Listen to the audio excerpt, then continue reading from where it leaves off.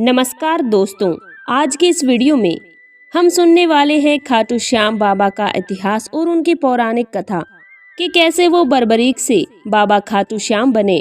दोस्तों, वर्तमान में बाबा खाटू श्याम जी का प्रसिद्ध मंदिर राजस्थान के सीकर जिले में स्थित है। खाटू श्याम जी को भगवान श्री कृष्ण का अवतार भी माना जाता है। देश में करोड़ों लोग खाटू श्याम जी की पूजा करते हैं। खाटू श्याम जी के मंदिर में हर वक्त भक्तों का तांता लगा रहता है। विशेष रूप से होली के दिन सीकर जिले में खाटू श्याम जी का विशाल मेला आयोजित होता है। खाटू श्याम जी की कहानी महाभारत काल से ही शुरू होती है, जिनमें उनका नाम बर्बरीक था। भीम का पुत्र और घटोत्कच का पुत्र था। बर्बरीक बचपन से ही बहुत ही उत्तीर्ण योद्धा था। बर्बरीक ने अपनी माँ से युद्ध कला की शिक्षा ली थी। बर्बरीक देवी शक्ति का बहुत ही बड़ा भक्त था। एक बार बर्बरीक ने देवी शक्ति की कठोर तपस्या करी। कठिन तपस्या से देवी शक्ति वहां प्रकट हुई और बोली, आंखें खोलो पुत्र, तुम्हारा कल्याण हो। मैं तुम्हारी तपस्या से अति प्रसन्न हूँ। बोलो क्या वरदान चाहिए। बर्बरीक बोले, आपने तो मुझे कर्तार्थ बना दिया। अब तो बस एक ही अभिलाषा है, आप अपना आशीर्वाद मुझ पर सदैव बनाए रखना, जिससे मैं अपना संपूर्ण जीवन दीन दुखियों की सहायता करने में व्यतीत कर सकूं। देवी शक्ति ने तथास्तु कहा और वरदान दिया कि तुम सदा दुर्बलों का सहारा बनोगे। मैं तुम्हें ऐसी शक्ति प्रदान करूंगी जो तीनों लोकों में किसी के पास नहीं है। इसी वजह से बर्बरीक अजय हो गया। बर्बरीक अपनी माता के पास पहुँचे और देवी शक्ति के दिए हुए वरदान के बारे में उन्होंने अपनी माता को बताया और कहा कि मैं भी कौरवों और पांडवों के युद्ध में जाना चाहता हूँ। मेरी युद्ध में जाने की बड़ी इच्छा है। इस पर बर्बरीक की माँ कहती है कि मैं जानती हूँ बर्बरीक, तुम एक महान योद्धा हो, इसलिए मैं तुम्हें जाने से नहीं रोकूंगी, पर मुझे वचन दो कि तुम हारे का सहारा बनोगे। तुम युद्ध में हारने वालों की तरफ से ही लड़ोगे। उन्होंने अपनी माँ को वचन दिया और घोड़े पर सवार होकर देवी शक्ति के दिए हुए 3 बाणों को लेकर रवाना हो गया। भगवान श्री कृष्ण तो अंतरमयी लीला होते देख रहे थे। भगवान श्री कृष्ण जानते थे कि बर्बरीक हारने वालों की तरफ से ही लड़ेगा और वो ये भी जानते थे कि बर्बरीक कौरवों के वचन में भी बंधे हुए हैं। बर्बरीक कौरवों का सहयोग कर पांडवों का विनाश करेंगे। इस प्रकार जब वह कौरवों की तरफ से लड़ेगा तो पांडव कमजोर हो जाएंगे और उसके बाद वो पांडवों की श्रेणी में चला जाएगा। इस तरह वो दोनों श्रेणियों में घूमता रहेगा।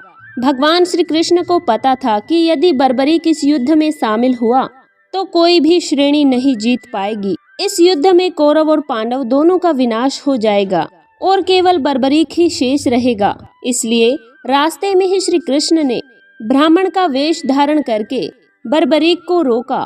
बर्बरीक को रोकने का एक ही उपाय था। भगवान श्री कृष्ण ने सोचा, मुझे बर्बरीक से उसका शीश दान में मांगना होगा। भगवान श्री कृष्ण ने कहा, हे महावीर योद्धा, तुम कौन हो? यह कुरुक्षेत्र की रणभूमि है। तुम इस युद्ध में क्या कर रहे हो? बर्बरीक ने कहा, हे ब्राह्मण, मैं घटोत्कच का पुत्र बर्बरीक हूँ। मेरा प्रणाम स्वीकार कीजिए। मैं महाभारत के युद्ध में सम्मिलित होने आया हूँ। भगवान श्री कृष्ण ने कहा, ऐसा कैसे हो सकता है कि तुम मात्र 3 बाणों से युद्ध में शामिल हो रहे हो?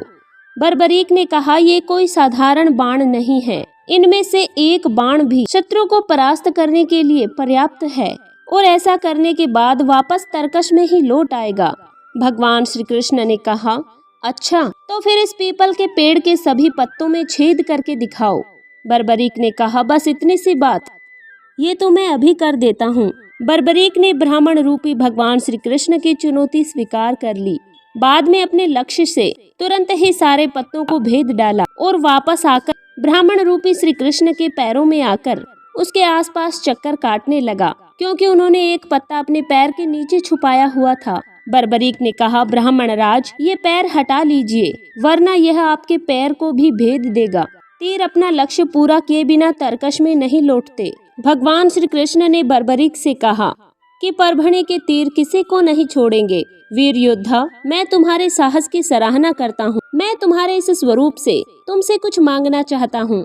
बर्बरीक ने कहा, ब्राह्मण राज, अगर मेरे वश में हुआ तो मैं आपको जरूर दान करूँगा। मैं वचन देता हूँ कि आप मुझसे जो मांगेंगे मैं मना नहीं करूँगा। भगवान श्री कृष्ण ने कहा, पुत्र, मुझे तुम्हारा शीश दान में चाहिए, क्या तुम ऐसा कर सकते हो?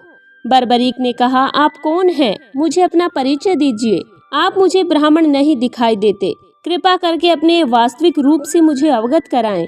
बर्बरीक के प्रार्थना करने पर भगवान श्री कृष्ण अपने रूप में आ जाते हैं। बर्बरीक उन्हें प्रणाम करते हैं।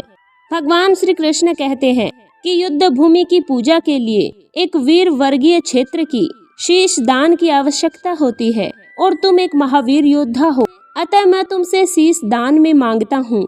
बर्बरीक ने कहा कि मैं अपना शीश आपको अवश्य दान में दूंगा, परंतु मेरी दो इच्छाएं हैं। पहला यह कि मेरी देह को आप स्वयं अग्नि देंगे। दूसरी इच्छा यह है कि मैं युद्ध को अंत तक देखना चाहता हूँ। श्री कृष्ण ने कहा, ऐसा ही होगा। संसार तुम्हें हारे का सहारा बोलेगा, तुम्हें श्याम बाबा के नाम से पुकारेंगे। मेरे नाम से ही कलयुग में तुम्हारी पूजा की जाएगी। फाल्गुन मास की द्वादशी को बर्बरीक ने अपने शीश का दान दिया था, जिसके मुताबिक उनकी मृत्यु पृथ्वी लोक पर भगवान श्री कृष्ण के ही हाथों होगी, तभी वो श्राप से मुक्त हो पाएंगे। बर्बरीक का सर युद्ध भूमि के समीप एक पहाड़ी पर सुशोभित किया गया था, जहां से बर्बरीक ने महाभारत का संपूर्ण युद्ध अपनी आंखों से देखा था। युद्ध की समाप्ति पर पांडवों में आपसी बहस होने लगी कि युद्ध की विजय का श्रेय किसको जाता है। भगवान श्री कृष्ण बोले, तुम सबको विवाद में पड़ने की कोई जरूरत नहीं है। बर्बरीक इस संपूर्ण युद्ध का साक्षी है, उससे बेहतर निर्णायक भला कौन हो सकता है। पांडवों ने कहा, ठीक है वासुदेव, फिर हम निर्णय को जानने के लिए बर्बरीक के पास चलते हैं। पांडवों ने बर्बरीक से कहा कि तुमने तो युद्ध को बहुत ध्यान से देखा है, क्या तुम बता सकते हो कि हम सब वीरों में से इस युद्ध को जीतने का श्रेय किसको जाता है? बर्बरीक ने कहा, उनकी उपस्थिति और उनकी युद्ध नीति निर्णायक थी। मुझे तो युद्ध भूमि में सिर्फ वासुदेव कृष्णा का सुदर्शन चक्र घूमता दिखाई दे रहा था, जो कि स्त्रु के शीश को काट रहा था। धर्म युद्ध को जीतने का संपूर्ण श्रेय भगवान श्री कृष्ण को ही जाता है। इसके पश्चात सभी पांडव बर्बरीक के निर्णय की सराहना करते हैं, भगवान श्री कृष्ण से क्षमा मांगते हैं, क्योंकि वह जानते थे कि यदि वासुदेव न होते तो धर्म युद्ध को जीतना असंभव था। धर्म की विजय स्वयं भगवान वासुदेव श्री कृष्ण के कारण हुई थी। भगवान श्री कृष्ण के आशीर्वाद से बर्बरीक को कलयुग में श्याम के नाम से जाना जाने लगा। आज भी खाटू श्याम जी के भक्त रोजाना उनके दर्शन करते हैं और उनसे आशीर्वाद प्राप्त करते हैं। तो दर्शकों, आपको ये जानकारी कैसी लगी? कमेंट में जय श्री श्याम लिखें। वीडियो को लाइक और चैनल को सब्सक्राइब करें। धन्यवाद।